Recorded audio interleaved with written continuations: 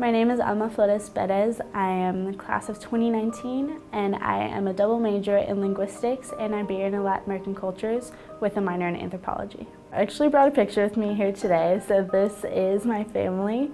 I was actually born and raised by two lesbian mothers. So that's my mom, Cynthia, right here in the red sweater, and that's my biological mom, Dina. I'm gonna try not to get too emotional, but they mean the world to me.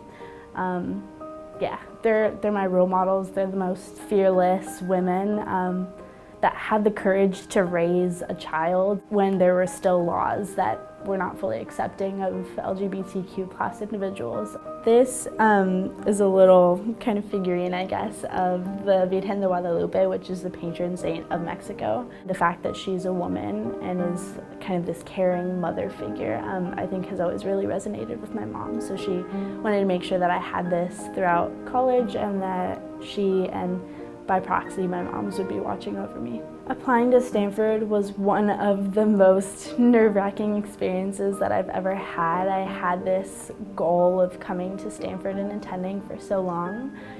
Stanford actually ended up being my cheapest option. I applied to the University of Texas at Austin as well, which is my home school. Financial aid has been a really huge part of my Stanford career, and Stanford does a really good job of making sure that a Stanford education is accessible to anyone who wants and deserves it. I was always at the top of my class and really had never experienced any sort of failure in my academic work. Stanford is a place that will challenge you, but I'm sure most undergraduates can agree that it challenges you for the better. One really important thing that I've learned from my moms is to move about the world and make as much of a difference and as much of a change as you can.